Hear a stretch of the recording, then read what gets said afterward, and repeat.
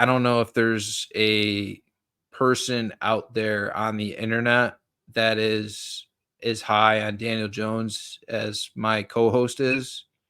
Um, and I might be the most negative towards Daniel Jones out of anybody on the internet.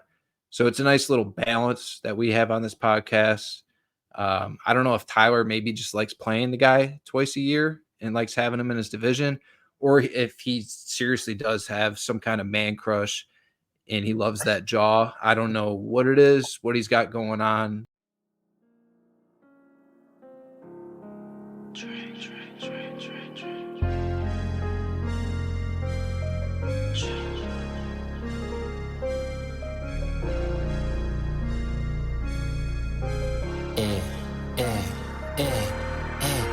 When I come to your city, I'm a new score.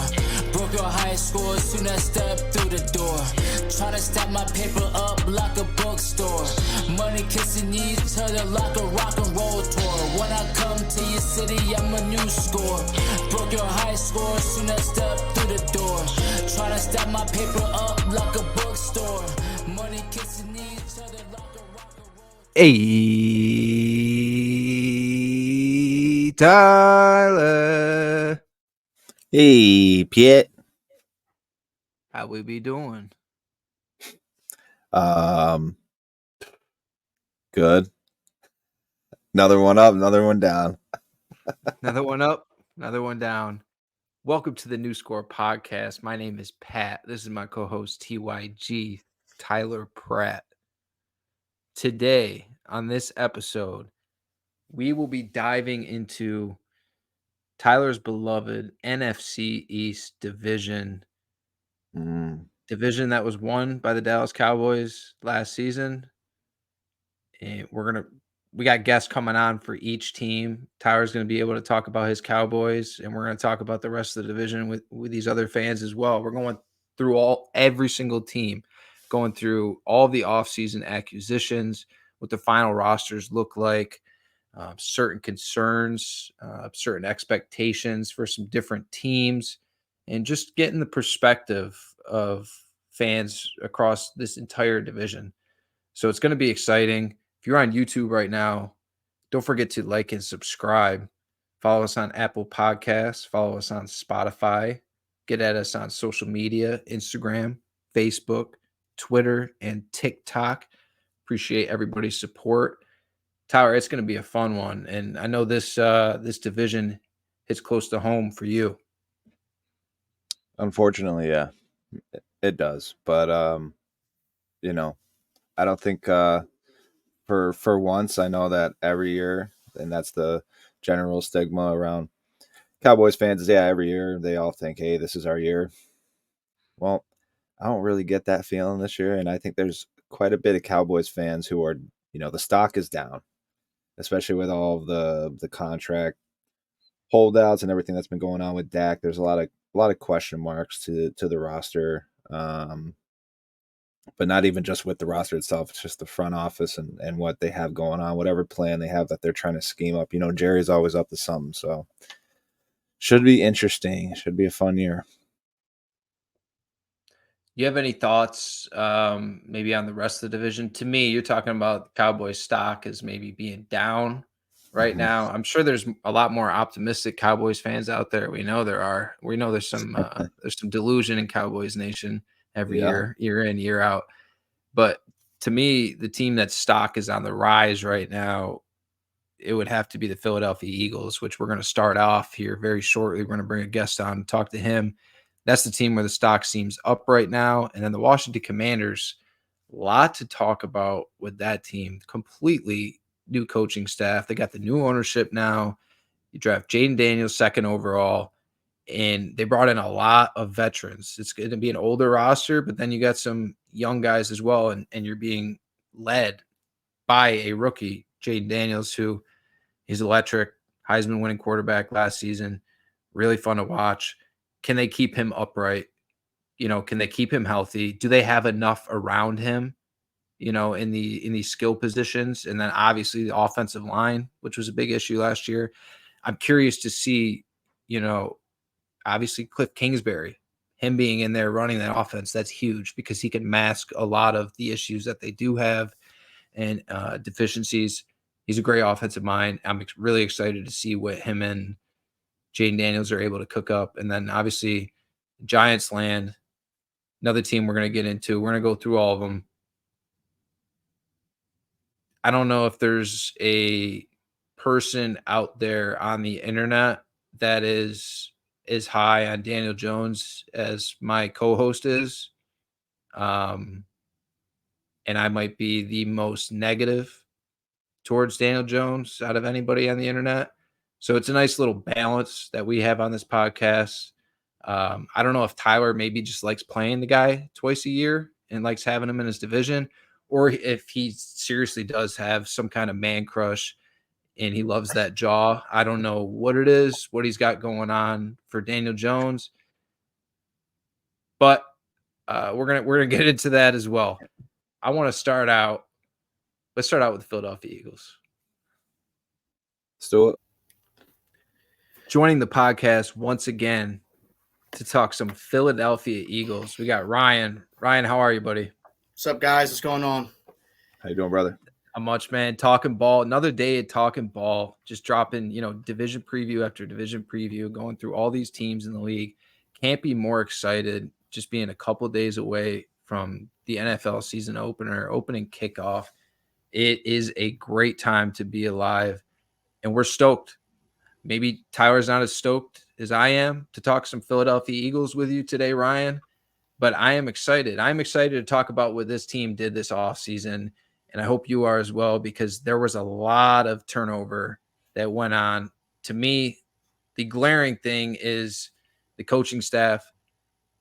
Obviously, things fell apart at the end of last season. You end up losing to the Bucs in the playoffs, wild card round 32-9. Just not what any Eagles fan would have expected going into last season, I'm sure. And then after that start that they had as well, it's crazy to think about. But this season, you get Kellen Moore coming in as the new OC. You got Vic Fangio running the defense now. And it's like, I know there were issues on both sides of the ball last year. Defense, a lot of missed tackles from your defense. And I know there was some frustration. I saw it. I saw it all over the internet, all over social media. There was some frustration with the coaching staff as a whole. I do want to know your opinion on Sirianni, if you were surprised they brought him back. But for right now, I want to go through the rest of their offseason. They bring in Saquon Barkley. Huge. You just gut. We're about to have a Giants fan on here after you, and you just completely gut Giants fan base. You get Saquon Barkley from them. They're mad about it, and that's a great addition for you guys. What a guy to have in that offense. You also get Bryce Huff on the edge. You lose Hassan Reddick, but he wanted a new deal, and he still doesn't have one, and you get Bryce Huff in return, so that's great.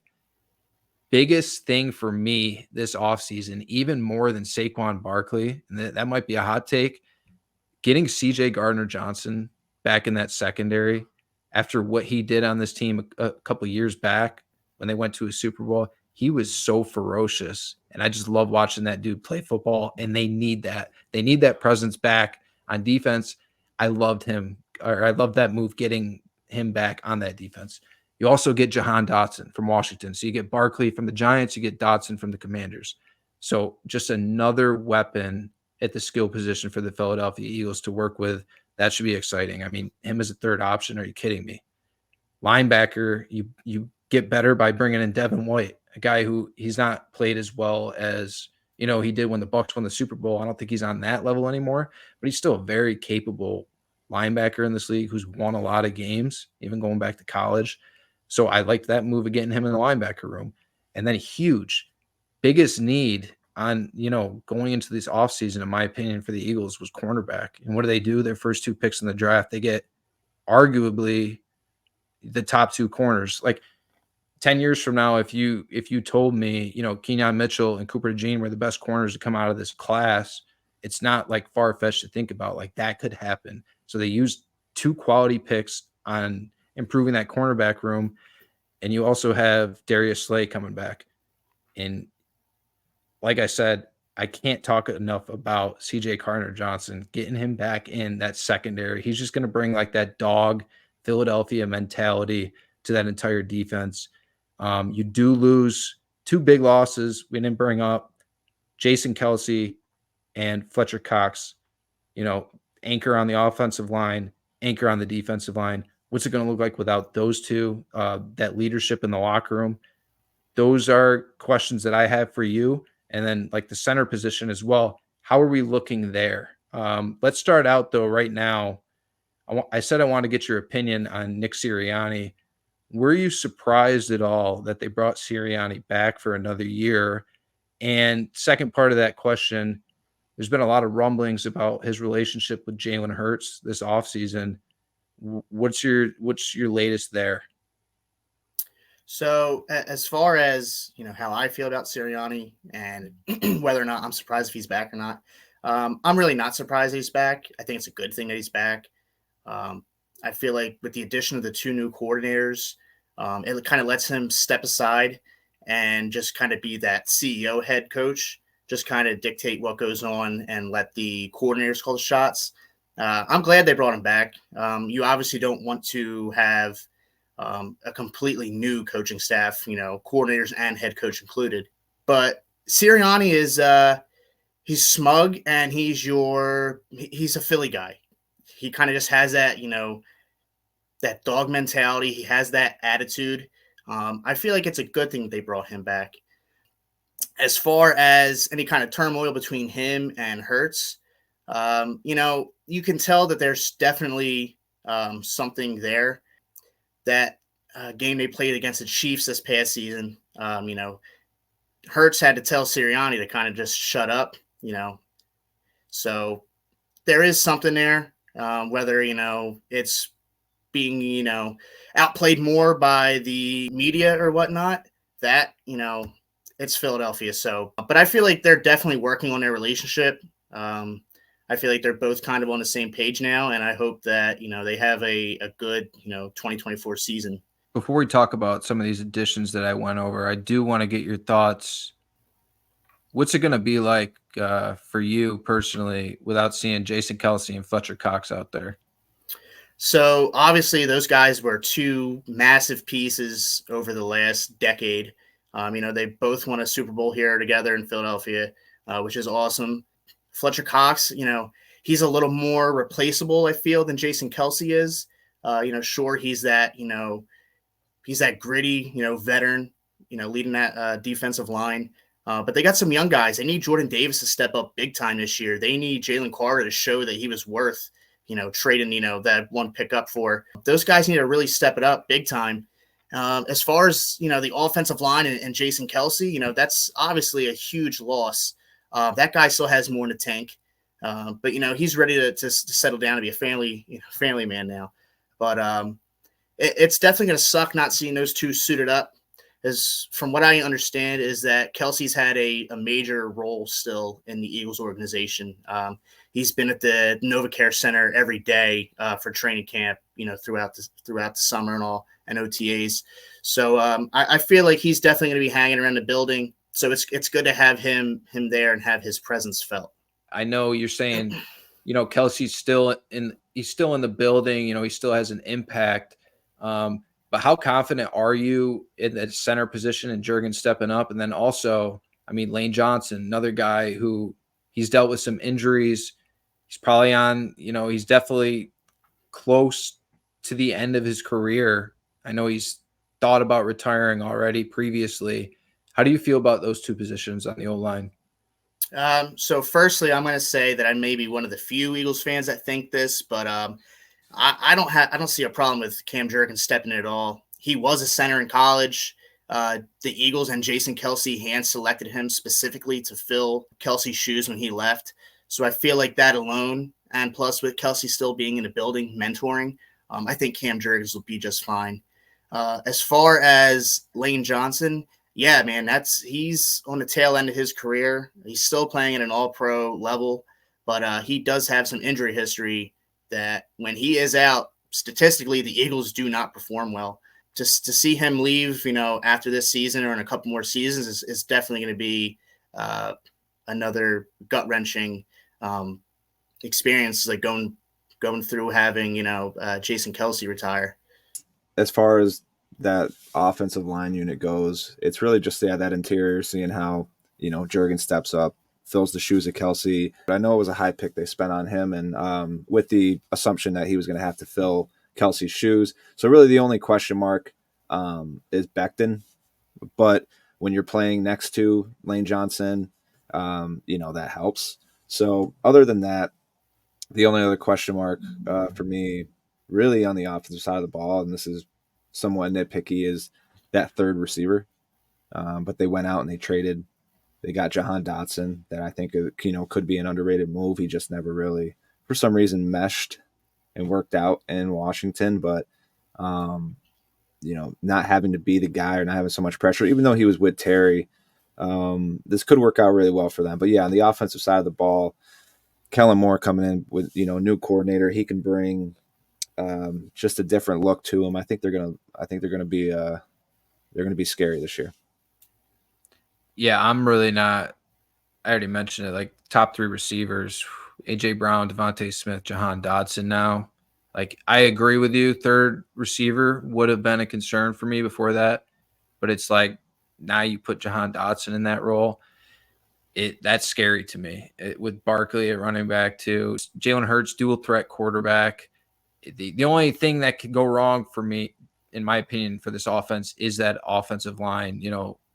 Maybe Jurgens doesn't play a good center. But like you, Ryan, I have optimism just because of the leaders that they have in that room. And you still got Jason Kelsey in the building mentoring. Like that's so valuable to have for a guy, putting him in that new role.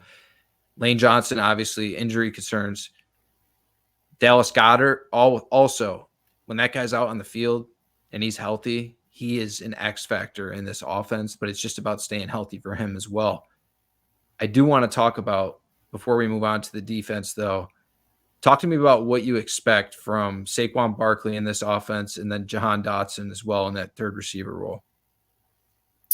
I'm expecting no less than 1,000-yard season from Saquon Barkley. You look at what the Eagles' offensive line did for DeAndre Swift last year. I don't think this offensive line is too far behind last year's offensive line.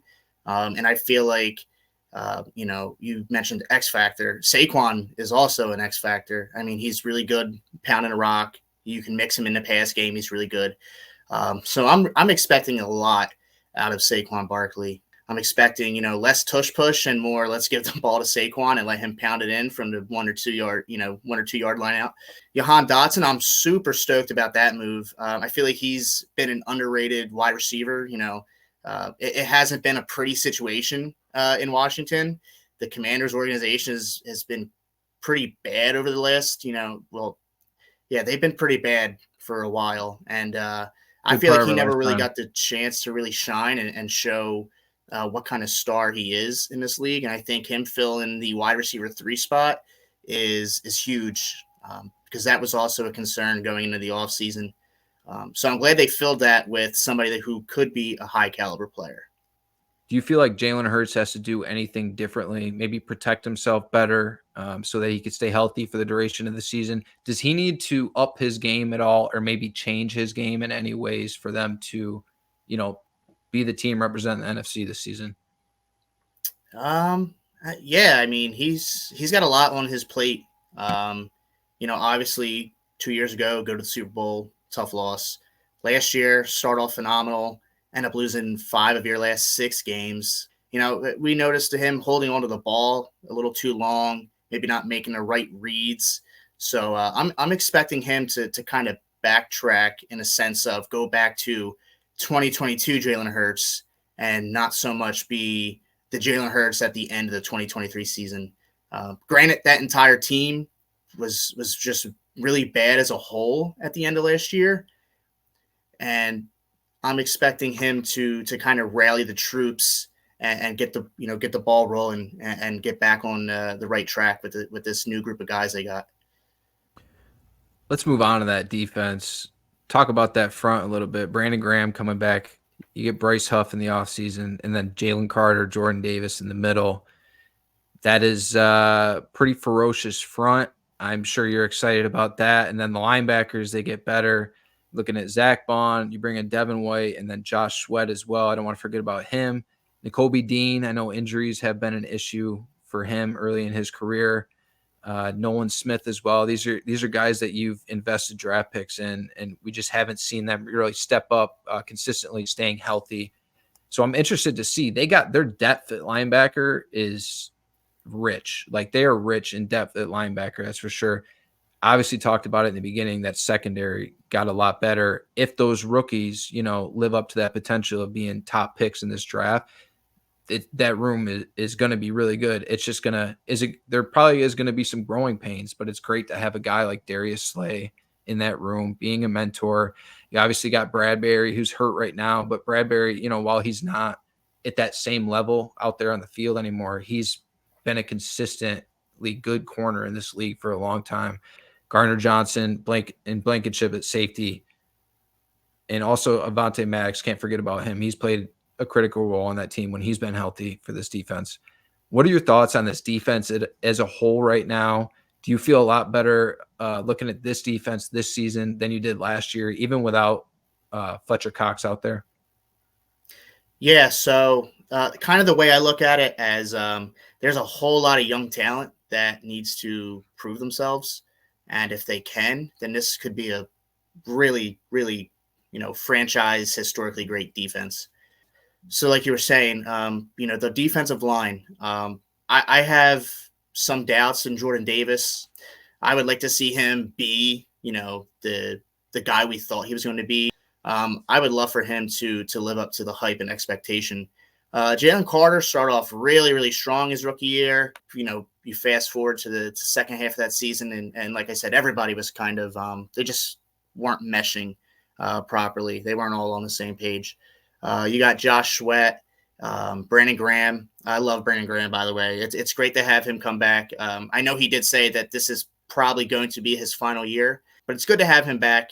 Even if he doesn't perform as well as he has recently, if he takes a step back, I get it. He's old. The wheels are falling off, but he's a really good veteran defensive lineman to have in that locker room. And you got Nolan Smith, Bryce Huff. I'm looking for those guys to really step it up this year. I know Bryce Huff, his last year was kind of like his breakout year. I hope he can live up to those expectations. We're definitely going to miss Hassan Reddick, but that guy's just been a headache ever since we traded him. I feel bad for Jets fans because I don't think that guy's going to play a snap this year. Nolan Smith, we did spend the 30th overall pick, I believe, on him last year. I'm looking for him to really step up and fill that hole that we're going to have there. As far as the linebackers go, I mean, you nailed it. There's a lot of depth there. There's a lot of guys that can make plays. I'm really looking forward to seeing what the linebackers do end up doing this year, because last year it wasn't very good at all. We did have some bright spots with Zach Cunningham last year. N'Kobe Dean, a guy that we really need to step up and play the part. The Eagles really do need him to step up this year for sure. Injuries happen, so you're not always going to expect that, but hopefully he can stay healthy this year and play a full season. I'm excited to see what he could do. As far as the defensive backs, like you said, it's great to have Darius Slay back. He was really close to actually being traded to Baltimore last year, so it's really good to have him come back.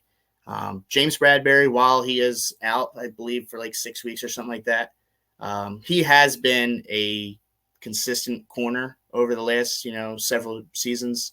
Obviously, last year was nowhere, to the year prior when we made that Super Bowl run.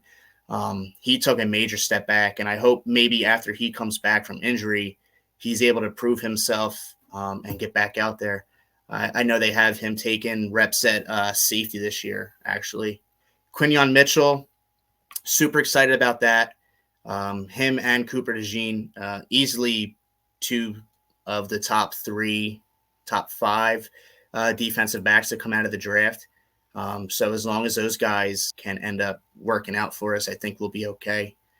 We also have Isaiah Rogers. We got him from Indianapolis. We stashed him last year while he was suspended, and I believe he's slotted to be the cornerback too. So I'm excited to see what he has to prove not playing last season. I was just about to bring him up. I'm glad you did, because I didn't want to forget to mention him. What a Howie move too. It's like, oh, this guy's suspended, so this team's gonna get rid of him. And it's like, oh yeah, I'll take that guy for the future. I'll take this quality corner when it's a glaring weakness on my team, so that I know next year I could slot him in as our cornerback too. We Keely Ringo and Eli Ricks as well. So Isaiah Rogers, I'm really excited to see him play. He had a pretty good stint in Indianapolis before the suspension. Kaylee Ringo, Eli Ricks, they both made the 53-man roster, which is awesome. I really enjoyed watching those guys play last year. I feel like they're both shaping up and molding out to be pretty decent NFL defensive backs. Believe it or not, the more we talk about it, the more I can't believe how kind of stacked this defensive back room really is. We also didn't even mention Sidney Brown. He was really decent before he ended up getting hurt and not playing the rest of the year last year. But like I said, I'm really expecting these guys to show up. They all have so far pretty much shown out in a sense of having pretty decent years, filling in when, last year, Ricks and Ringo filled in when Bradbury was slumping really bad, just wasn't able to really play the ball the way a defensive back should.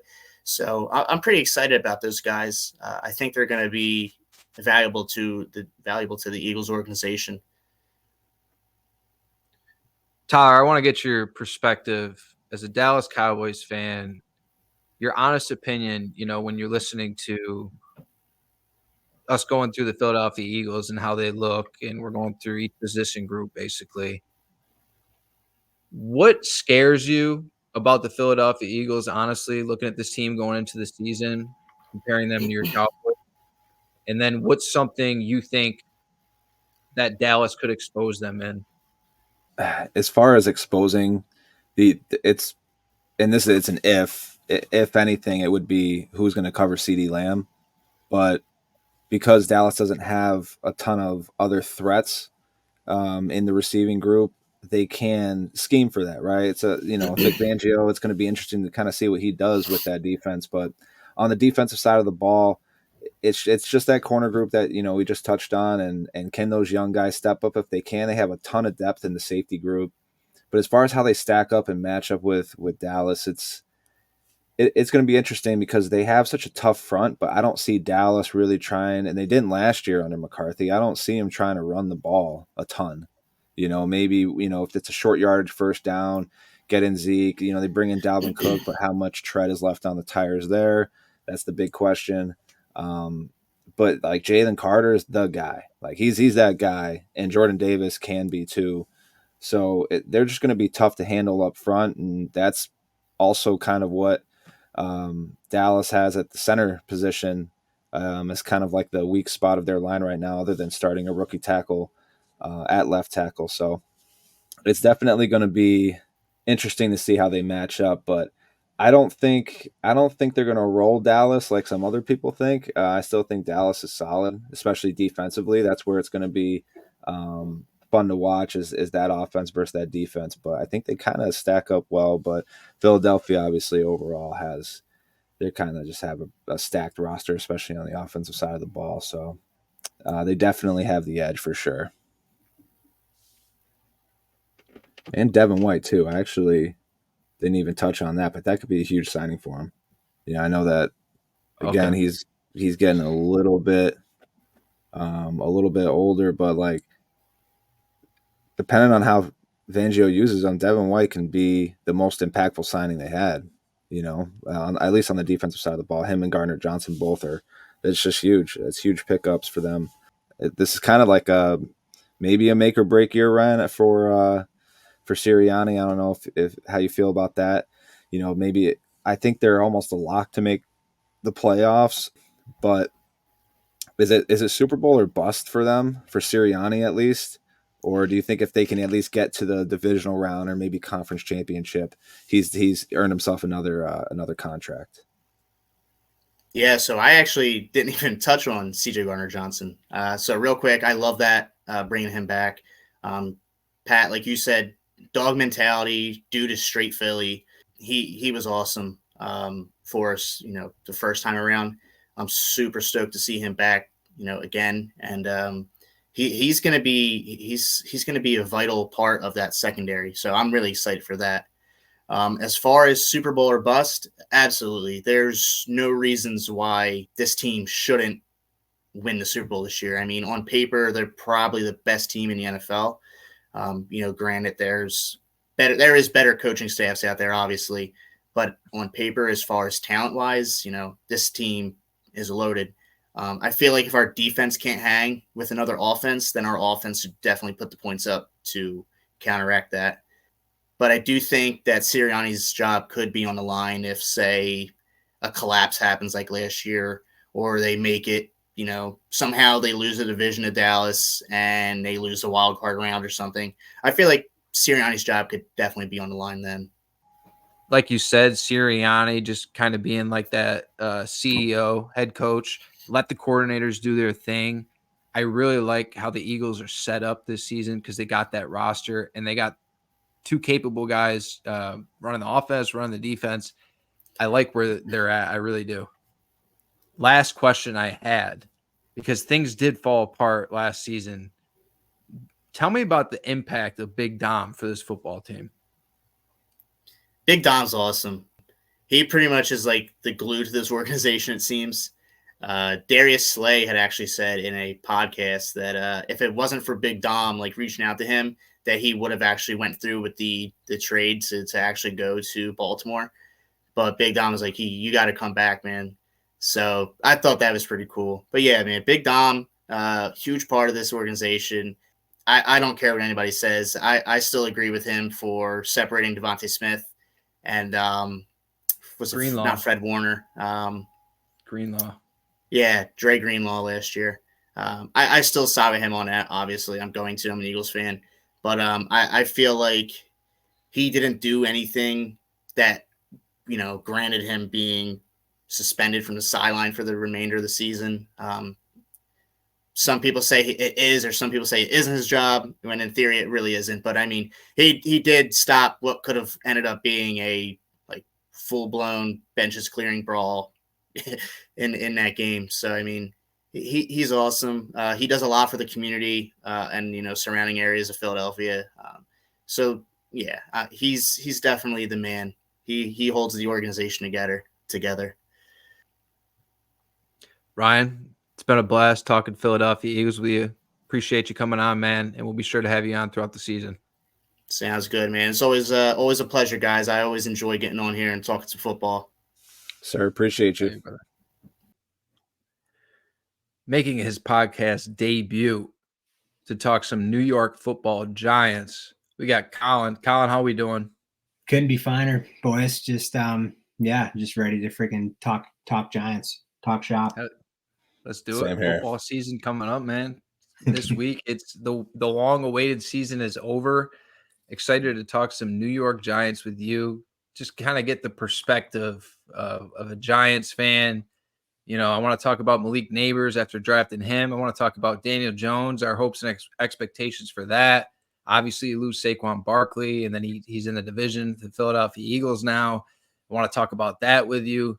Going through this offseason, though, finished 6-11 last year. Obviously, very disappointing year. Daniel Jones gets hurt after you pay him that contract, and you just got a mixture of mediocrity at the quarterback position. Tommy DeVito had a nice, fun little ride, but nothing to really get too excited about. This offseason, though, they bring in Brian Burns, huge addition for that defense. They also get John Runyon to help out that offensive line. You replace Saquon with Devin Singletary. And then, as I mentioned, you use that top 10 pick to get star wideout Malik Neighbors out of LSU. In addition to losing Saquon, though, big hit this offseason on the defensive side of the ball is you lose Xavier McKinney, who had a great season last year. He was a top 5 graded safety in the league last year. So that's going to be tough to replace his impact on defense. Looking at this offense, I don't want to be disrespectful, but I have never, since the time they drafted him, been high on Daniel Jones. I've talked about it on this podcast repeatedly over and over again, how, in my opinion, the entire offense was all reliant on Saquon Barkley. And it's like once Saquon got hurt and would miss a few games, then you would see the real Daniel Jones. And it's like, that's not the way it should work. It shouldn't be your running back making your quarterback look good. It should be your quarterback making your running back look good. But it wasn't that way with the Giants. Daniel Jones coming off an injury. He's coming back this season. They don't use that top 10 quarterback or top 10 draft pick on picking a quarterback. So I'm curious to see, like, did you think there was a possibility they were going to do that? They also bring in Drew Lock at quarterback, and you have Tommy DeVito there still as well. I'm not high on Daniel Jones. Tyler is a Dallas Cowboys fan, but somehow has always had this man crush on Daniel Jones because he won him a fantasy league one year. And because of that, he just keeps hanging on to this hope that this guy can be a quality starting quarterback in the league. I am on the opposite side of the spectrum with that. That's my main concern. Number one question, like no questions asked, because that's the most important position on the team. And that's my biggest concern for this team. Colin, being a New York Giants fan, seeing this guy play, I'll give it to him. He has had different systems. He hasn't had the best offensive lines. Totally fair. Hasn't had the best weapons really either, which are all things that you need to be a good quarterback. But I haven't seen enough, for me to, like, if I'm the GM, I'm not paying him that contract. That I said pay Saquon, not him. That was my opinion on it. What's your opinion on Daniel Jones at the current moment? Man, I got a low vote of confidence for him. I feel like after the last couple of years, like I was in the same boat as Ty. I was a fan. First year or two, he was Danny Dimes. He was throwing it downfield, and I think his rookie season he had a fair amount of balls that went 20 plus yards, and it kind of seems since then he's turned into like a game manager that can't really quite figure out his role. So I mean, it was cool last year having DeVito come in, and he was like a Syracuse guy who, I think did well and he held his own, but I think that offensive line was pretty abysmal, and receiving core too. So I'm interested to see what he does with an upgrade at wide receiver, and then Jalen Hyatt in year two, who's hopefully going to be a little bit better. We'll kind of see what happens. Certainly ironic as you start to talk about Daniel Jones, you get an Amber Alert going off. So that was hilarious. Yeah, Tyler, that's give Colin some and I know you're a Cowboys fan, so it's not like you're rooting for the Giants, but of course, like, share some of this optimism that you have with Daniel Jones. Maybe I'll try to tune you out for a little bit. Tell Colin why he should be confident in Daniel Jones. Well, to clarify with Danny Dimes, I don't ever anticipate him being this top 10 quarterback. But I can see him. He did it 2 years ago, right? His first year with Dable, took this team to the playoffs. Yes, they had Barkley. He was healthy all year. Now they don't. Now they have Devin Singletary, and they took Tracy in the 5th round, and it's going to be a mix of guys there, right? But it's that offensive line that I think is like the one, I don't want to call it a bright spot, but it's the one spot on the offensive side of the ball that you can kind of have some confidence in. Maybe going in this year, they get Runyon. Van Roten's good. Michael Schmidt's solid. Andrew Thomas is probably going to be in the conversation as one of the better tackles in the league here in the next couple years. They go on and get, I think it's Illuminor, and then even Evan Neal, who they use some capital in him, and he has been a bit of a disappointment. It allows him to like just hone in, work on some things, and right now he's kind of probably going to be their swing tackle, but he can probably plug in at guard here, especially if he can start to pick it up, right? So totally. you just give Daniel Jones some time to make these reads and throw the ball, because he's an accurate quarterback. He's got a solid arm. It's his decision making. That's it. 100%. It's his decision making, and it gets him in trouble. But he's mobile and he can move, and that's why I always love taking him in fantasy, because he could be that. 2 years ago he was a top 10 fantasy quarterback because of the running, even though he tripped at the 5-yard line and didn't get in the end zone that one. It was like a 60-yard run, and he fell short because he tripped. That was epic because that lost me a week. But other than that, like he just never has had guys to throw the ball to. And even this year, you look at it, they go and get Malik Neighbors. Imagine if they didn't.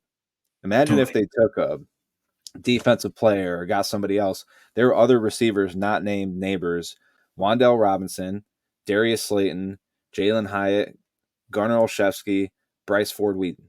Like, Darius Slayton and Wandale Robinson are okay. I actually like Hyatt's potential. I think Hyatt is a solid deep threat, and I think he can be good. So then you go to the tight end, Darren Waller retires. So now they have, I feel like they right. didn't draw anything up for that kid last year at all. Like we didn't see him out there doing anything. It seemed like the game plan didn't put a focus on Jalen Hyatt at all last season, in my opinion. Yeah, they so gotta do like better. you said, I'm excited. One good game against the Patriots, I think, was his only game that was over 100 yards and no touchdowns. So a little disappointing, I think, with him last year, but I've got high hopes for him this year. I think he's gonna be better. Yeah, I think he's solid, and it's just like with Waller retiring, now they've got Bellinger as like their number one guy, who's not bad, but he's not really the guy you want to be calling your number one tight end. But Theo Johnson, who they drafted in the 4th round out of Penn State, I know that they really like him. And in general, I kind of make the comparison with running backs. In the NFL draft, if you take a tight end in the 1st round, he better be a stud, right? Like, you look at the last few tight ends taken in the 1st round, you had Kincaid, most recently Kincaid. I think Laporta might have went 2nd, or I can't remember. Kyle Pitts, right? He went real high. And then if you're, in the 2nd round still, though, high hopes if you're a 2nd round pick. So it's like taking a tight end in the 4th round.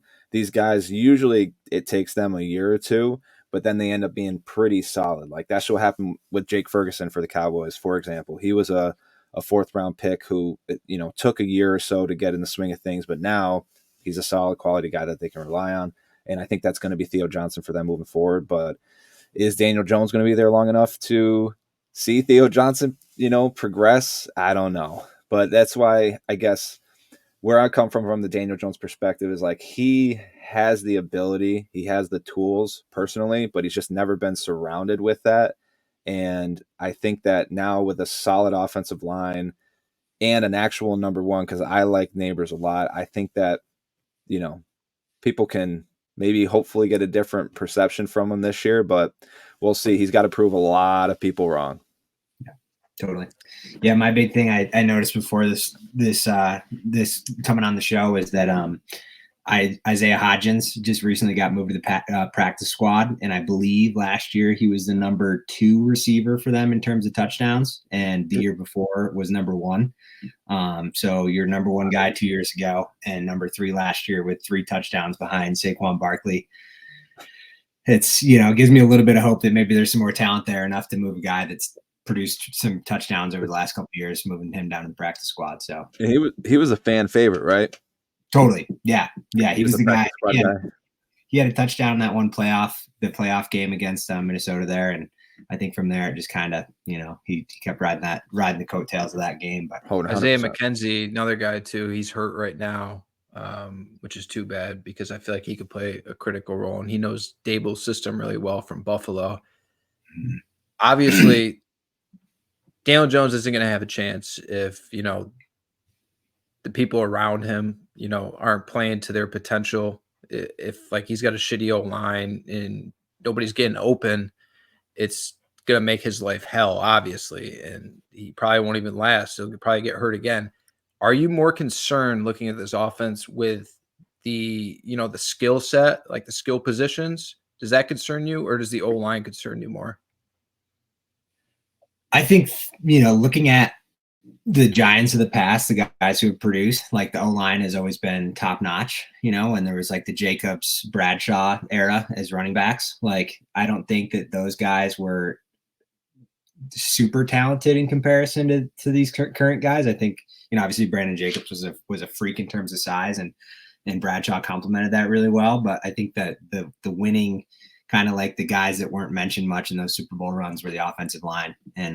And that goes a long way to have some studs up front. So I like the offensive line this year, which I think will hopefully translate some, hopefully make up for the lack of skill that the running back core has.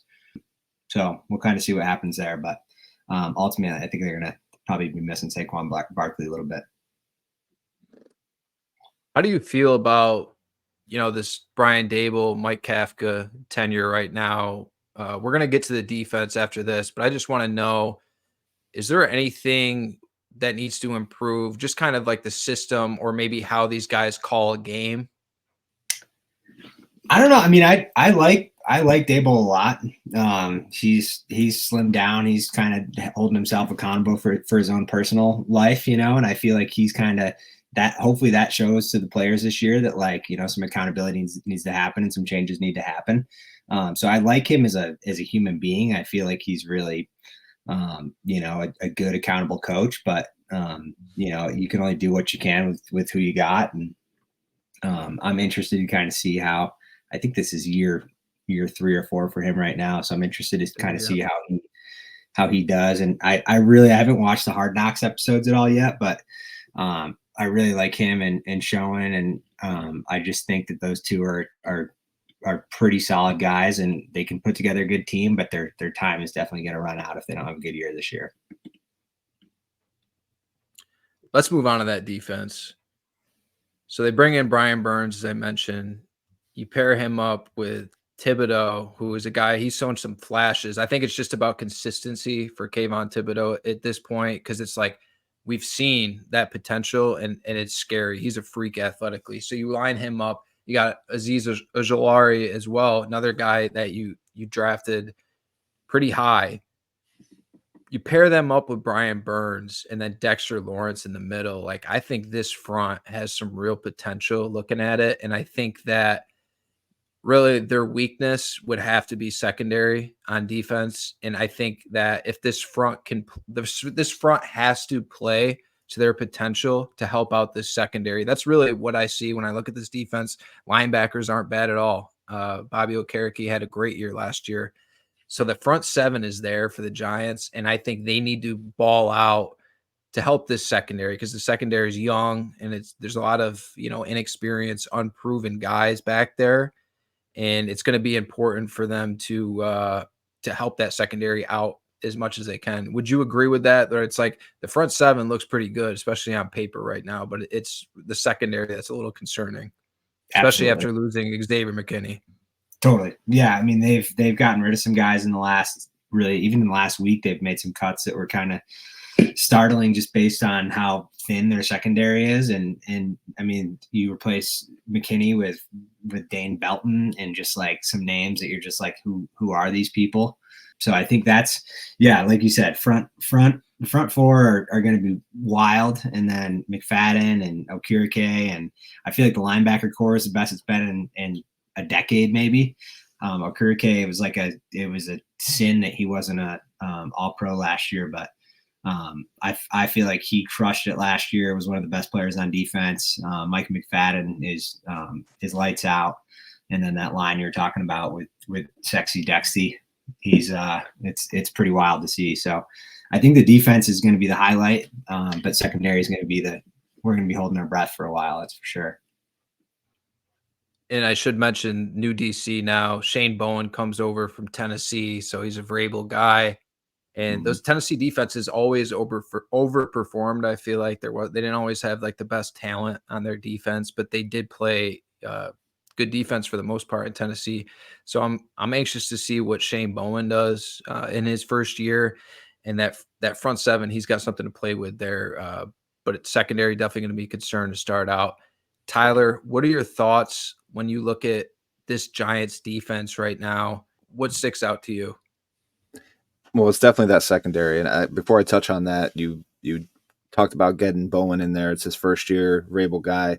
Coordinators, it's always, if you're a great coordinator, it means you're getting the most out of your players. So if they can get the most out of this secondary, their front seven is going to be solid. That there's a lot of pros out there, everything I've been hearing. A lot of people love this front seven. I think it's actually can be, with Brian Burns, one of the best in the league, because you have arguably one of the best D tackles in the league now that Aaron Donald's gone. And Dexter Lawrence, you bring Burns in there. You already talked about Thibodeau. So they can get after the quarterback. And with that front seven, stop the run too. So now it's like, okay, can the secondary hold up? That's it. You lose McKinney. They go out and they spend the second round on Newman. So he's probably, if not week one, I imagine maybe after the first few weeks, probably going to be starting at safety for them sooner rather than later. But they don't have a cornerback graded inside of the top 100 on their roster right now. That's a scary thought. So they spent a third round on Drew Phillips. Hopefully he can,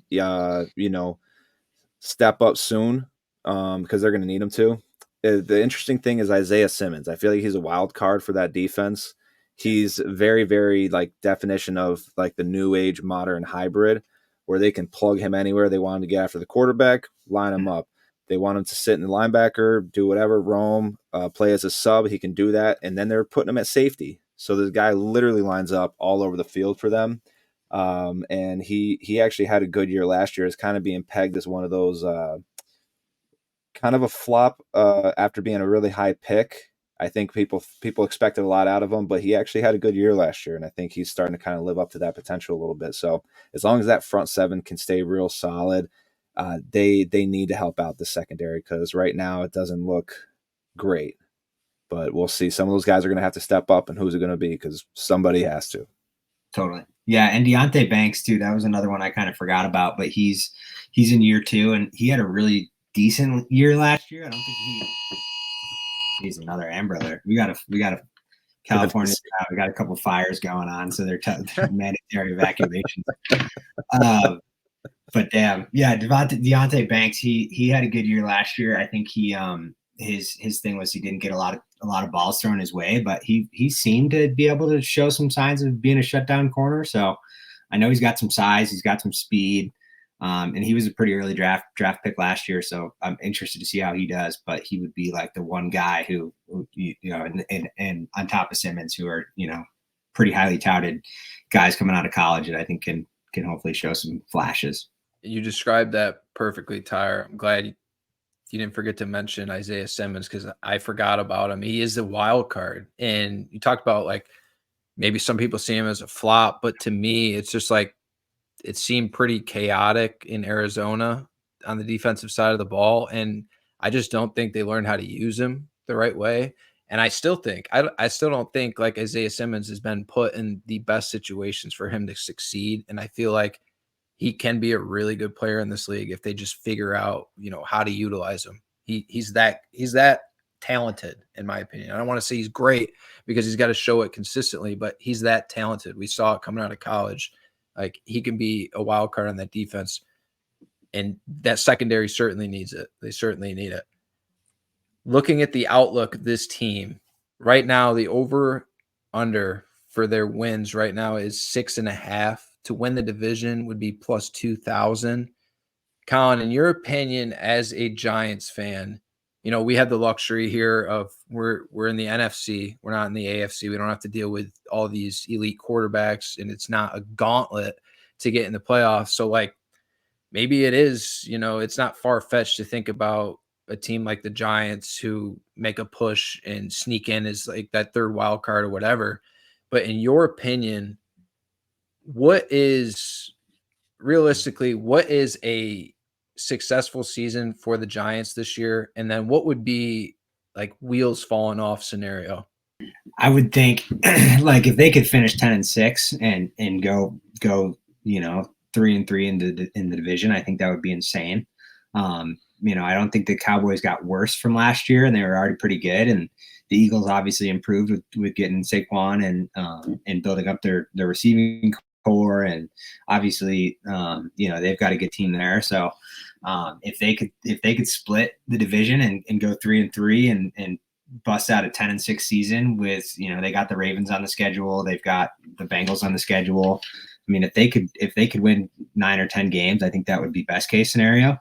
That's kind of how I'm looking at it. But I think, it's not out of the question that they could have a repeat of what they had last year and again, kind of be in the mix for a top 10 pick, unfortunately. So, but I tell you what, that 6.5 there, I don't mind hitting the over at plus 115 on 6.5 because you got two games versus the Eagles, 2 versus the Cowboys. They'll be lucky if they get one win out of those 4, but then they got 2 against the Commanders, which I can see them getting 2 there. So you're probably looking at like a 2-4 record within the division, most likely. But with them finishing last, the strength of schedule should be pretty solid. It should bode well in their favor. And I think with if that front 7 and that defense can carry them a little bit, I can see them getting 7, maybe 8 wins. So at plus 115, I think that's a solid bet if anyone out there wants to bet on the Giants. I will. I'll be doing that. It's a big year. Anything can happen. I'm with you. I'm not like totally down. Like I'm not going to watch a game kind of thing. I'm not like protesting these guys at this point, but I have low expectations, and I'll be stoked if they can put it together a run and win a couple games and win a few in a row and maybe win some late season. So yeah, we've been there before. I'm sure it won't be the last time either. So gone are the days where this guy was holding it down. But it's okay. I still keep him up on my desk. And 2008 and 2012 aren't that long ago in my mind, even though we're coming up on 15 years. Seems like imagine being a Cowboys fan. I mean, well, I kind of feel that way because I'm now discovering that the Yankees are kind of like the Dallas Cowboys of baseball. So yeah, imagine that. I'm starting to relate to the team who does really well and then starts to like dive at the second half of the season. So, we'll see. Well, hopefully, if worse comes to worse, with the Giants, the Yankees will at least still be there and pumping in the postseason. We'll see what happens. Yeah, Colin, it's been a blast catching up with you, talking some New York Giants. Appreciate you coming on, man. We'll have to do this again. Absolute pleasure. I'll leave my phone out next time and hopefully not have as many fire evacuations going on in the meantime. Sounds good, brother. Thanks again. Yeah. Moving on, joining us now to talk some Dallas Cowboys football, Vinny G. Vinny, how we doing? I'm doing good, guys. Thanks for having me. Absolutely. Pleasure to have you. It's great to see you again. Appreciate you hopping on, joining Tyler, talking some Dallas Cowboys team that, wow, it's usually a busy offseason in Dallas, and it was once again. Cowboys always in the news. Last year, 12-5 they finished, and then they lose the wild card round at home, obviously, to the Packers, 48-32. This offseason, they bring in Eric Kendricks at linebacker. They bring Zeke back in at running back. They also just signed Dalvin Cook, and then they drafted Tyler Guyton. Another thing that they gained was new defensive coordinator Mike Zimmer, while they lose Dan Quinn. So, Tyler, I'm sure you're going to dive into that. What's that going to look like defensively and the impact of losing Dan Quinn? And then on top of that, they lose Tyron Smith, the tackle. Tony Pollard's gone. Dorrance Armstrong and Dante Fowler as well both went to Washington. And then they just traded Peyton Hendershot, tight end. Looking at this roster, Deron Bland is out 6 to 8 weeks. So that's going to be a concern to me is cornerback, who's going to fill in. They did trade for Andrew Booth Jr. from Minnesota. So that's another underrated move I thought that happened this offseason. And then offensive line as well is got to be a concern where they're at with losing Tyron Smith. How's Tyler Guyton looking in camp? How did he look in the preseason? These are questions I have. Another question I have is you got CeeDee signed now, but who's helping CeeDee Lamb out on that offense? I like Jake Ferguson, but besides that, like, can we count on Brandon Cooks to stay healthy and impact the game throughout the season? Is Jalen Tolbert really going to be that guy, that third wide receiver that's going to step up? How does the receiving room look? And then running back, I mean, you signed Zeke, but where's Zeke at this point in his career? Is Dalvin Cook eventually going to be that guy, or are they really high on Rico Dowdle? These are all questions I have. Tyler, go ahead. To start with the coaching, I mean, obviously losing Dan Quinn, he did an incredible job with that unit for the last couple years. And then seeing him go to a division rival kind of sucks, but it is what it is. They bring in Mike Zimmer. All right, this is a guy that I think you can trust to come in here and do a good job. It's going to be a little bit different. I don't think it's going to be a major scheme change to what they've been doing, but just Dan Quinn liked to move guys around, right? I think Zimmer's more just like line them up, pin your ears back, get to the quarterback, right? They got a good front. I know that we're gonna have to rely a little bit more on Mozzie Smith, and I'm not sure that he's there yet because they went and signed Jordan Phillips late, Linval Joseph, both of whom at this point in their careers are not, they're not going to get you where you want to go. I think they're more just like security emergency pieces in case they had no depth at the D tackle position. The linebacking core, I think, is where the biggest question marks were on the defensive unit. Van Der Esch had to retire. So you bring in Kendricks, you draft Leafau in the third round out of Notre Dame. Damone Clark is more of kind of, so far in his young career been a run stopper, hasn't been great in pass coverage. So we'll see, but they got DeMarvion Overshown coming back. He, tore his ACL last year as a rookie, never got the chance to play. So getting him in basically his rookie year now is going to be huge, and he's kind of that X factor for them. Deron Bland, that's a big injury. I think it's 6 to 8 weeks for him, which that fucking sucks because him and Trayvon Diggs together can really help out that D-line. So, we didn't get them for much last year when Diggs went down. Now Diggs is back and then Deron Bland gets hurt. So defense, though, I still like them. Overall, safeties are good. Donovan Wilson, Malik Hooker, Marquise Bell. He's kind of an underrated, I'd say like hybrid piece that you can put at safety or linebacker. He's just a good player, good young guy. That offensive line, though, I think Guyton's looked good, but we'll see, right? Once he gets put in a big game against some of these really good players, how he's going to hold up. But he's got a lot of potential. They got Cooper Beebe in the third round. I've heard good things about him, but for whatever reason, Brock Hoffman seems like he's the guy right now to start at center. So maybe we'll see that change later on in the year. I think kind of a hot take, but Jalen Tolbert will probably end up being the number 2 receiver on this team by the end of the year. I like Cooks. I think Cooks can do a solid job. He's a savvy vet that you can rely on if he's healthy. But I do like Tolbert, the growth that you kind of seen over the offseason so far. There's just a lot from the beat writers, everybody. They love Tolbert. So I think this could be a big year for him. But I can go on forever. I'll let Vince get in here. Yeah, no, I mean, I think the biggest thing is defense. Dan Quinn got a lot of praise for that defense, but I mean, they blew a lot of leads. They were kind of shaky on defense. They either, offense blew it out and the defense could, hold their own and get interceptions that they did, all year last year.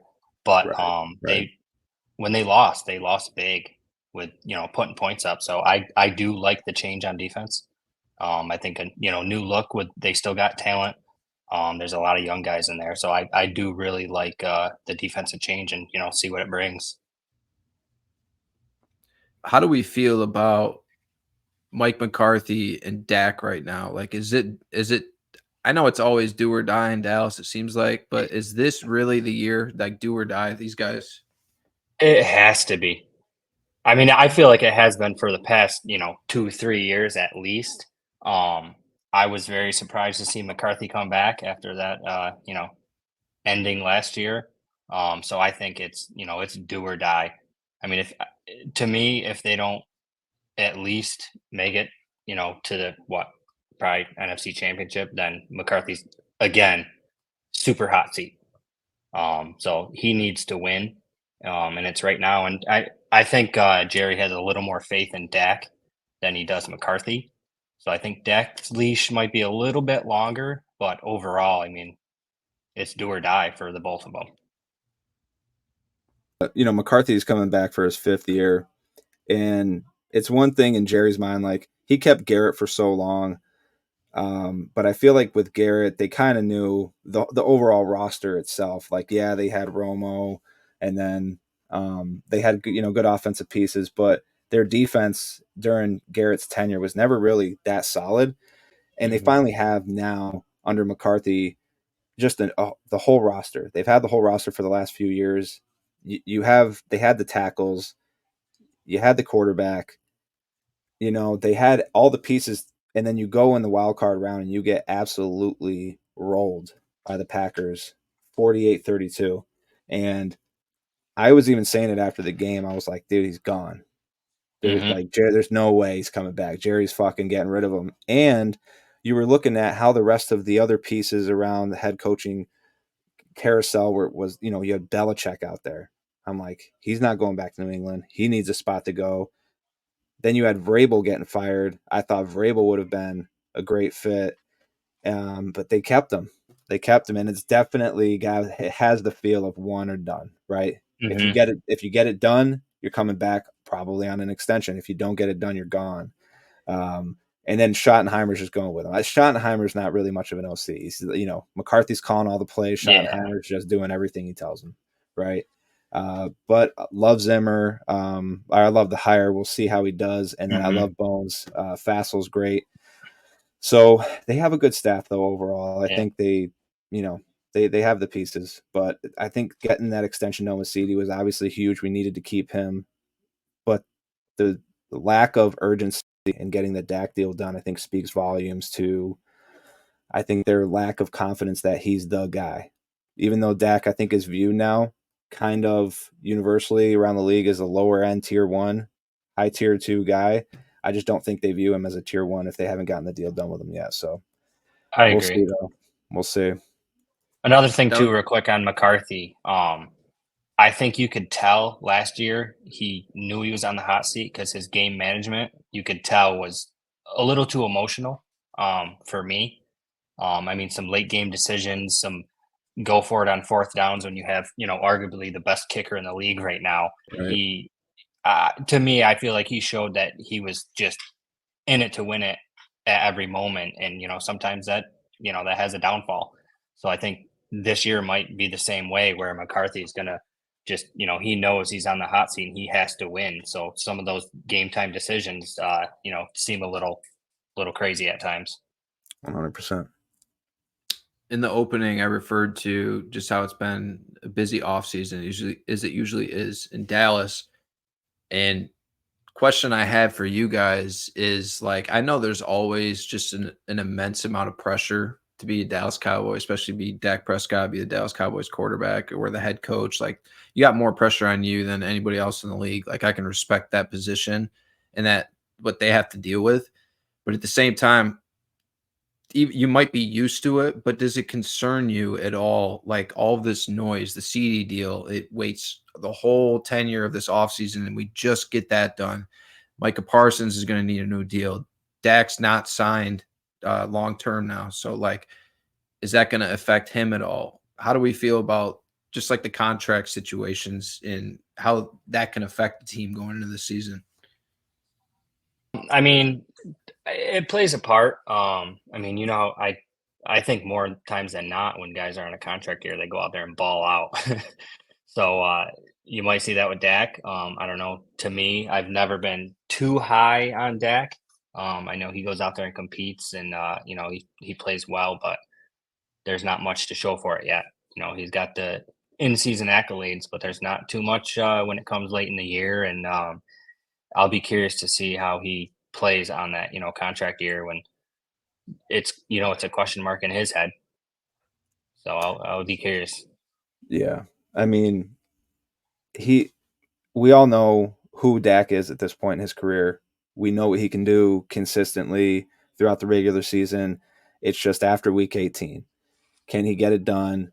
And again, he has pieces around him. I know supporting cast other than CeeDee Lamb, like, the running back room's a bit of a question right now, but it's just Jerry, man. It's just Jerry being Jerry, right? Like, he said the same shit with they asked him about CeeDee Lamb, and he was like, yeah, I don't see the urgency or something like that. And then, that caused CD to send out some tweets and whatnot. And then because it's the Dallas Cowboys, like, you hear all about that, but you don't hear all about all the shit that's going down in Cincinnati and some of these other or even in San Francisco, right? With Trent Williams. So it's because it's Dallas, because it's Jerry, it gets a little overhyped. It gets blown up a little bit because of the media, but I don't know if they don't get the Dak deal done. There was some sort of clause, some stipulation in the last contract they did where they're going to be eating a ton of dead money next year if they don't get an extension done with Dak. So financially, it just doesn't make sense. Even if they want to pay him and then find a team to trade him to, that has to be option A as a backup plan. If you know you don't want to keep this guy long term, that has to be the plan. You can't just let him walk, or else they're going to have a ton of dead cap money, and they can't do that. Like you mentioned, they need to sign Micah Parsons, who's going to get a massive deal. And then there's other guys coming up too. Osa Digizua. They're going to have to give Bland an extension. He's not going to be cheap. They got, some of these young cats, Tyler Smith, he's going to get a big contract. So they really need to, work this cap, and what they're doing with Dak right now is just not it. So it's going to be shaky moving forward, Pat, unfortunately. Mm-hmm. How do we feel when you look at, I mean, honest opinion, to me, looking at this division, I think the Eagles only got better. Defense specifically, and the coordinator that they brought in Vic Fangio, that's a scary team to me. How concerned are you how your team matches up against the Philadelphia Eagles this season? I know there's a lot of hate in your hearts for them, but honest opinions. I liked it last year. I didn't think last year was going to go the way it did. Actually, I think we played, pretty well against them. And it's tough. There's too much hate there, so I think it might cloud anything I might say here. Yeah, I don't mind it. I mean, I know Philadelphia definitely got better. You look at the other teams, as bad as people still perceive New York to be, they still got better. Washington made a ton of moves, bringing in a different staff. They got better. And then you look at what we did, and on paper, it doesn't look like we got better, but I think part of it was we had a ton of depth last year. You go back and you look at last year's roster, we had a ton of depth. So there was no way we could keep everybody, especially with all of the expiring contracts. It couldn't happen. And also we have young guys who can step up, and that's, I think, what they're relying on. Like, Mozzie Smith, for example, Luke Schoonmaker, who just for whatever reason can't stay healthy. He was their second round pick. Kalen Carson, actually rookie this year, cornerback, 5th round pick. I like him. So in DeRon Bland's absence, I think you look to him. He's wearing number 21, by the way. Look for him to step up and make some plays, because in the preseason and in these joint practices with the Rams, he picked off Stafford a couple times. So he's a dog, though. So I love Jake Ferguson. Jake Ferguson's my man. Yeah. He's just solid. You look at his numbers every game. He doesn't have those, 12 catches for 120 yards, 2 touchdowns, like you're going to see, a Kelsey, Mark Andrews, someone like that do. But he's just consistent. 4 to 6 catches every game, 50 to 70 yards. He had, I think, 4 or 5 touchdowns last year. And I like their tight end group. Their tight end group can make up a little bit, but I'll go back to that running back room. I think people are sleeping on him a little bit because you look at the age, right? Zeke, people think he's a little washed. Zeke played well last year. I don't know if people watched New England. Obviously, they were a dumpster, but he played well. And Dalvin Cook didn't really play a whole lot last year. I don't even know when he went to Baltimore. I don't think he really had that much. So I don't know how much tread he has left on the tire, but I think you mix that in. He doesn't have to be 1A and then Rico Dowdle too. So I think just the running back by committee there, they can make it work. So how they stack up, though, against the Eagles, I guess to get back to the original question, the Eagles got better. I still like their chances. The Eagles D backfield, even though they got Kenyon Mitchell in the first round, I don't know. And then I think Bradbury just got hurt, didn't he? So they're relying on some young guys with a lot of talent, though. Right. They do have a lot of talent there. And really their whole defense on that D line, right? They just have talent everywhere. Their GM's just done a really good job, but I don't want to give them too much credit because I fucking hate them. So,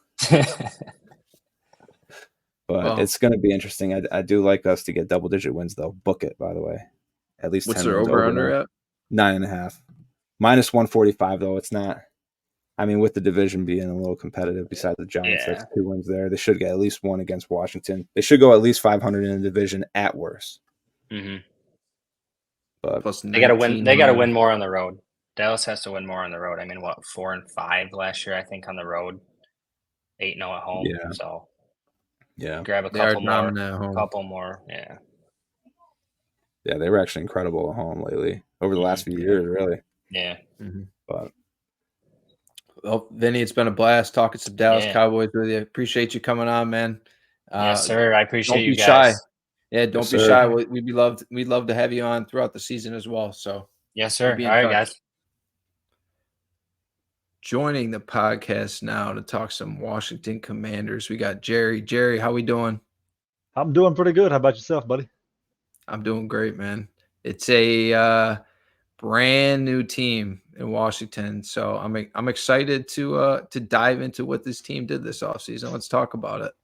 Obviously, last year you finished 4-13, last in the division. Ron Rivera is out the door. This season, you get Dan Quinn from Dallas and Joe Witt Jr., the new defensive coordinator. And then you also bring in Cliff Kingsbury running the offense after he takes a year off. So brand new coaching staff. And then additions with the second pick in the draft, you bring in Jaden Daniels, won the Heisman last year at LSU, electric quarterback prospect. Excited to see how he does in the league. And then besides that, they bring in just a sheet of veterans. You got Bobby Wagner, Austin Eckler, Frankie Louvu, Noah Brown now at wide receiver, Zach Ertz at tight end, Dorrance Armstrong, Dante Fowler from the Cowboys, and then also the center, Tyler Baez, I think is his name. I can't really pronounce it. And then losses, they lose Kendall Fuller, they lose Cameron Curl to my Rams, and then Sam Howell, obviously he's in Seattle now. But you got Jaden Daniels, and you also bring in Marcus Mariota to be a mentor to him. Very underrated move. So brand new football team in Washington. The defense, it looks like it could be up there in age, but you still got Jonathan Allen, you still got Deron Payne, and then, like I said, you bring in Dorrance Armstrong. That should help the front as well. Bobby Wagner, great leader to have in that room. My biggest question for this team would have to be on that offense. Right now, I see Terry McLaurin. And besides that, you get rid of Jahan Dotson, that he goes to the Eagles. That was very – I don't know why getting rid of Jahan Dotson was one thing, but getting rid of him and put him in your own division against your rival, the Eagles, that was another thing. To me, I look at the wide receivers, and I know you just brought in Noah Brown, but I see Zacchaeus. You draft Luke McCaffrey. There's Diami Brown, who you drafted a few years back. Jamison Crowder at the end of his career now. Like, what do you think of that wide receiver room as a whole right now after Terry McLaurin? I mean, as a whole, we're definitely light, I think, as far as size-wise. Terry McLaurin's not a large guy. He can climb the ladder, go get the ball. Obviously, we all know that. You know, he's done great work as in his 4 years we've had him, I think 4 or 5. He's had 1,000 yards with that debacle of quarterbacks that we've had throughout the last 5 years, you know. So I mean, He's going to be good. I think I liked what I seen from Luke McCaffrey over the preseason. He had like 13 catches for like 300 and some yards or something. It wasn't nothing outrageous, but I mean, it's still a good amount of good look at him. I would have liked to have seen them go get another veteran wide receiver, other, you know, than what Noah Brown. Obviously, he's been injured throughout the preseason, and some of the offseason with some lower body injuries and a shoulder injury as well. So, you know, I don't know how I feel about that move. I was thinking they were going to make a move for Ayuk or something like that with him talking to Jaden Daniels. I would have liked to have seen that, but they didn't. Another move I would like for them to make, because we all know that T. Higgins is not happy in Cincinnati. He's a bigger body receiver. He would be a good number 2 behind Terry McLaurin. Take some load off Terry McLaurin, because we all know he can go. He's a big body receiver. He's going to take some heat. So I'd like to see them go get something like that. But, you know, the Noah Brown ad, not a terrible ad. Diami Brown, not sure he hasn't had the best seasons early on here. So we'll see where he goes for this year. I think, you know, with a new, like you said, new coaching staff, new culture, the change can be good for some players, and I guess that time will tell on that deal, you know. So that's very interesting. Room needs to be That T. Higgins, man, that is interesting. That could still potentially happen because he's not going to get a new 'Cause contract in yeah, Cincinnati. That's exactly. very interesting because Washington, what do we see around the league is when you're paying a rookie quarterback, that's when you can go and spend and spend and spend and build around him. That's very interesting. T. Higgins. He's not what? He's 25, 26 years old. He's not old. He's not Oh, old, right. but he's been in the league a couple of years. So, and his He just needs size to get wise, paid. right. And I think we could. We're not really paying anyone any crazy amount of money. No. I thought that's what they were doing anyway, because they dropped that that we traded that D tackle, got another third round pick or something like that for him with him, for trading him to, and so I thought they were going to make some moves for that, but it hasn't happened yet. I like the move bringing in Austin Eckler, Brian Robinson Jr. I don't know how you feel. Do you feel really good about that running back room? Like is Brian Robinson Jr. Do you expect him to take a leap this season? And how much do you think Eckler is really going to be involved in the offense as well? I think Robinson needs to take a step forward this year. Definitely, maybe a couple steps forward after last year. Granted, our offensive line hasn't been there, hasn't been healthy, so that changes a lot for a running back, and as well as a quarterback as well. So Austin Eckler's, I think, will be a big mentor to Brian Robinson, which would be awesome. We know, Eckler's had some good seasons over there at the Chargers. To see him come in, I think he's going to be inside the 20s back for us. I think that he's going to get those touches inside the 20s in the red zone. Brian Robinson will probably get a lot of the touches outside of that. Austin Eckler's can catch out of the backfield. We know that. So I think that's going to change the development of our offense and give Jaden Daniels. I think Austin Eckler will give Jaden Daniels an quick outlet, out of the backfield. Yeah, before we move on to the defense, I do just want to touch on that offensive line a little bit because it looks like Brandon Coleman could be the starting left tackle, and he's a rookie this year. They drafted in the third round. And then you also have veteran Cornelius Lucas. So left tackle, it's going to be interesting to see how that plays out. Cosme, the right guard last year, had a really good year. And then we already talked about the center they brought in. But besides that, I do think tackle could be a concern for this team. And that is worrisome because Jaden Daniels, doing what he does on the field, he's going to need protection on the edge. So that is a little concerning to me, is just keeping Jaden upright, with those tackles. Yep. And hopefully those guys can play well. Well, as you've seen last year, we gave up the league leading amount of sacks, like 65 or something, which is Sam Howell was running for his life every play, But I think that also consents to a lot of Sam Howell not making the right reads, holding on to the ball a little bit too long. We've seen Jaden Daniels get through the ball pretty early in the preseason here. He gets through the ball within like 3 seconds, which it's all you can ask for. For him to be a rookie, I hope he can make those quick reads and not hold on to the ball entirely too long and take some leverage off of that offensive line. That's what I'd like to see out of, But we did give up 65 sacks last season, which we didn't change much from last season. We brought in a couple of people, but there's not a lot of, like you said, at the tackle positions. We're a rookie.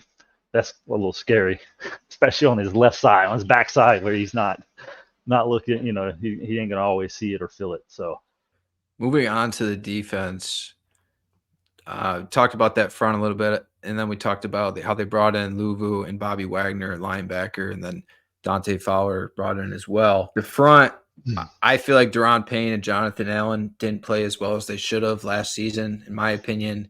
So that's going to be something. That's a question for me: is how well is that front going to play? And then on the edges right now, we're seeing Clone Farrell, Dorrance Armstrong. How effective can that front really be? Like I said, they got good linebackers, but Bobby Wagner's up there in age. At some point, it's gonna come crashing down. You feel like for Bobby Wagner, it's like, can you rely on him for another season to be as consistent as he has been at this point in his career? He's played a lot of really good football in this league.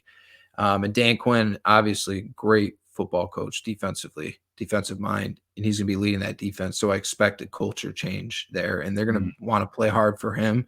So that is a positive that you have going forward. But and then looking at the safety, I'm not going to lie to you, Jerry. I just don't see much on this team. Looking at the secondary, I don't want to be disrespectful to him, but like St. Jude or St. Juice, they didn't have a great year last year. Michael Davis didn't have a great year last year. They draft Sanistrell at cornerback this season in the second round. So hopefully that guy can step in and really transcend that secondary. At safety, I'm seeing Jeremy Chin and Quan Martin, who they drafted last year in the second round. How do you feel about this defense as a whole right now? The front seven, I feel like we've got something working. Like you said, on the back end is where I worry. You know, if we can get home with the front seven, then the back end isn't as it's still important, but it isn't as important. If we can get pass rushers and get on the quarterback quite often and keep him unsettled. But you're like you said, Bobby Wagner's getting up in age. I mean, can we rely on him for another season? I mean, he's played a lot of seasons, a lot of good football, and can we lean on him one more season? That's to be seen, I guess. But I do like the second round pick that we had at the cornerback position there. I from what I've seen in the preseason, the highlights and stuff, and watching here and there, checking things, he looks like he's going to be good. And the Dan Quinn led defense, I think we'll be okay there. But that front seven, that front four, that front seven's got to get home. You know what I mean? We can't waste time. We can't, because on the back end, it's not been as good. I mean, Emmanuel Forbes, who we drafted last year, I didn't like that pick last year for them. But I would have rather have seen someone else there. But, you know, I'm not in the front office up there with Washington, so I don't make those decisions. But, you know, I think we'll be okay. Like I said, if we can get our front four, front seven getting home week in and week out. Last thing I have for you, just kind of going through the outlook of this season. Not a lot of people are expecting a lot from this team. I personally think that we're going to see some exciting football, kind of like that RG3 rookie season. I know that was legendary, but I could see something like that where Jaden Daniels in this Cliff Kingsbury offense, just high tempo. I could see Jaden Daniels having some insane weeks. Like if you got him on your fantasy team, he could do some damage. I really think Jaden Daniels can be that kind of player in his rookie season, but I do have concerns about the offensive line. I do have concerns about the defense as a whole. And I do have concerns about just the weapons around him outside of McLaurin. And then maybe Brian Robinson does have to take a couple steps up, like you said, and give them more in the run game. So those are questions that I have, but I'm not going to lie to you. I think Jaden Daniels it's going to be really fun. They just got to keep him upright. But their win-loss right now is sitting at 6.5. And then if you took them to win the division, it'd be plus 900. What is the best case scenario for this team this year, in your opinion? And then what would be the worst case scenario? Best case, I think, honestly, looking at our schedule, you know, we always play Philly really hard. You know, like even last year, not being with the Sam Howell and the debacle that we had last year, we still played them really hard. So every division game, obviously, you play really hard. We played Dallas really hard. We played Washington or the Eagles and New York really hard. You know, best case, we could win a 10 win, probably more closer to the 10 side, maybe 9. And that's what I would put them at. Like you said, it just depends on how this offense gets rolling, how they mesh together, how they gel, and if we can get some big play from some other players other than Eckler and McLaurin and Brian Robinson. You know, we got to have some big plays from some of these other guys that we brought in on the offensive side of the ball. Line's got to play good, needs to stay alive, needs to stay upright themselves. We had a lot of injuries last year on the line. So realistically, 10 wins, I'd be happy, you know. Worst case scenario. That would be amazing. Right. I would be real happy with that. And worst case, we only win 4 games, you know. Again, have another 4-win season would be pretty devastating to everyone. Unfortunately, you know, that could happen, could not happen. I really don't know. As far as that goes, 4-win season wouldn't look very good with a with the culture that they're trying to build, and with our new owners. One of them, which is being Magic Johnson, which we know is all about winning. He wants to win. Right. He's here to win. For us to go another 4-win season would be the exact opposite of what they're looking for. So that would be devastating, I think. Well, if anything, I expect this team to be a lot more competitive week in and week out with Dan Quinn, and I'm excited to see what he does with that defense, and I'm excited to see what Cliff Kingsbury and Jane Daniels do together as well. But Jerry, this has been a blast talking some Washington Commanders. Appreciate you coming on, man. Yes, sir. Thank you.